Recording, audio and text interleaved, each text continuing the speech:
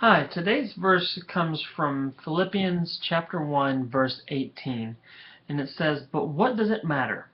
The important thing is that in every way, whether from false motives or true, Christ is preached, and because of this I rejoice.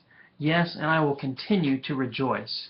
Now, the background for this verse is that Paul is in prison. He's writing to the Philippians, but he's in prison, and he's telling the Philippians about some of kind of his rivals, some people who don't like him, they're preaching, but apparently the style that they're preaching and the reason that they're preaching is kind of just out of spite. They're doing it to spite Paul, because they don't like the way he preaches the message. I don't know. It's not clear here what the problem is, but there is a problem between Paul, who's in prison, and these other preachers who are preaching.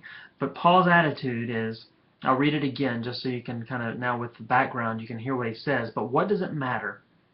The important thing is that in every way, whether from false motives or true, Christ is preached, and because of this I rejoice. Yes, and I will continue to rejoice." So that kind of attitude is really not common. Um, for people to say, you know what, it doesn't matter, and I'm going to find the positive, the good thing out of this whole situation. And when I first read this story, and I thought, well, how could a Christian, someone who calls himself a Christian, be preaching and do it spitefully?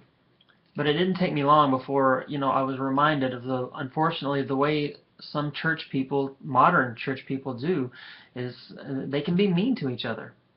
But what we need to do is emulate this attitude that Paul has that says, hey, even though I'm in horrible circumstances, I'm in prison, even though people are doing things I don't like and they're not being nice to me, I'm going to find a reason to rejoice. I'm going to see what God is doing, and I'm going to rejoice because of that. So if we can have that attitude that, hey, it doesn't matter what I'm going through. Yeah, I don't like it. It doesn't matter what these other people are saying about me. Yeah, it's not nice. But I'm going to choose to find the good thing that God is doing, and I'm going to think about that, and I'm going to rejoice because of that. I tell you, there's no better way to improve our morale and no better way to forget about our poor circumstances than rejoicing, seeing what good God is doing and rejoicing in that. And it's a conscious choice that we make. How am I going to respond to this? And am I going to dwell on my circumstances? Am I going to dwell on those other people? Or am I going to find what God is doing and dwell on that and rejoice? So that's how we can deal with a lot of the things we face these days.